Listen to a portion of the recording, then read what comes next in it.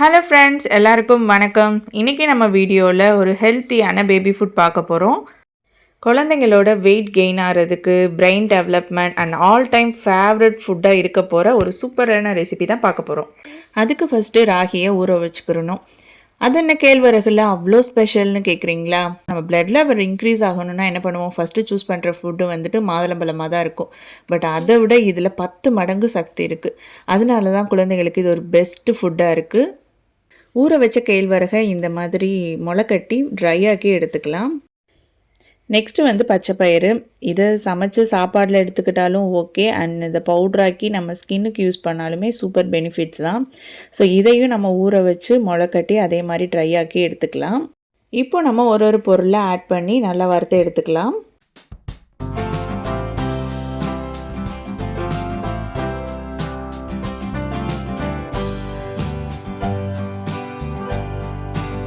கேழ்வரகு அண்ட் பச்சைப்பயிறு ரெண்டுமே நான் ஒரு கப் எடுத்து ஊற வச்சுருந்தேன். ஸோ நெக்ஸ்ட்டு வந்துட்டு அவல், ரெட் கலர் அவல்னாலும் யூஸ் பண்ணலாம், ஒயிட் கலர் அவல்னாலும் யூஸ் பண்ணிக்கலாம். அதுக்கப்புறமா மைசூர் தால் எடுத்திருக்கேன். நீங்கள் பாசிப்பருப்பு, துவரம்பருப்பு எதுனாலும் ஆப்ஷனல் தான். அடுத்ததாக மக்கானா, அதாவது தாமரை விதைகள், அதையும் எடுத்து லைட்டாக வறுத்து எடுத்துக்கலாம்.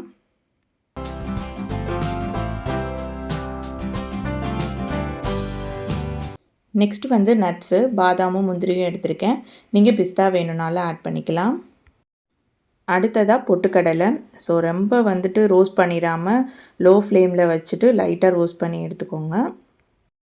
குழந்தைங்களுக்கு ஈஸியாக டைஜஷன் ஆகிறதுக்காக மிளகு, சீரகமும் அண்ட் கொஞ்சம் ஃப்ளேவருக்காக வந்துட்டு ஏலக்காவும் ஆட் பண்ணியிருக்கேன். சீரகம் 2 ஸ்பூன் அண்ட் மிளகு 1 ஸ்பூன் எடுத்திருக்கேன். ரொம்ப அதிகமாக ஆட் பண்ணிட வேண்டாம்.